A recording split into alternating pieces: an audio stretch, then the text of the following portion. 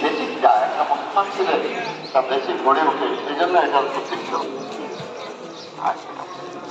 এখন আমাদের সামনে কয়েকটা কাজ বাকি, যেমন আমরা পুকুর সংস্কারের পাশাপাশি পুকুর সংস্কারের কিছু কাজ বাকি আছে, ওখানে একটা এটার সাথে সাথে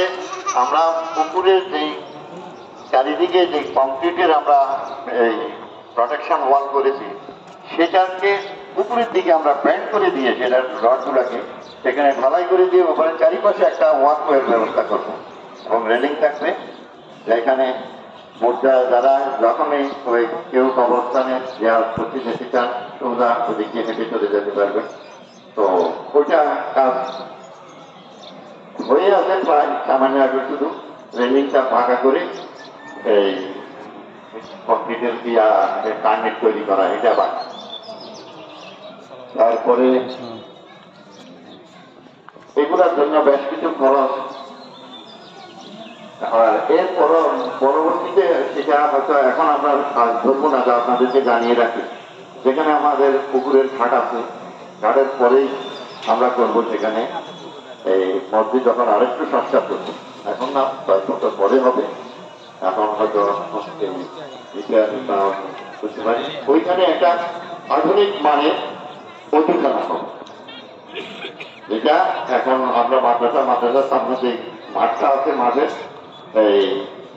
উত্তর পাশে,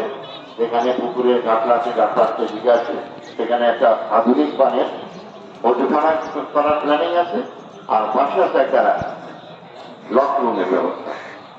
করবো আশা আছে।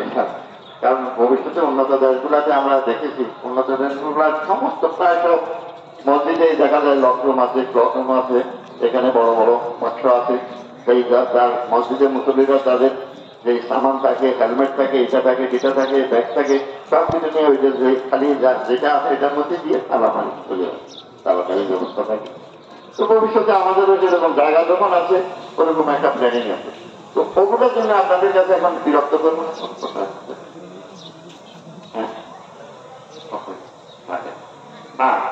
তো কাজের জন্য আমাদের আমরা রমজান মাসের প্রথম শুক্রবারে একটা প্রোগ্রাম লঞ্চ করেছি এই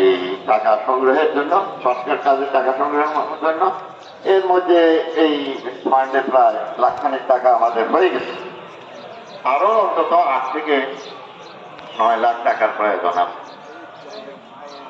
এখন আমার কথা হলো, আমি যে ধ্বনিটা করলাম এত কিছু, এটা হলো আমাদের এলাকাতে অনেক কৃতি সন্তান আছে, আমাদের ছেলেরা আছে, বড় বড় ছেলেরা যারা এখন এখানে কাজ করছে, তাদের বড় ভাই যারা, তারা এই এলাকাতে আছে, তারা অনেকেই যথেষ্ট ভালো পজিশনে আছে।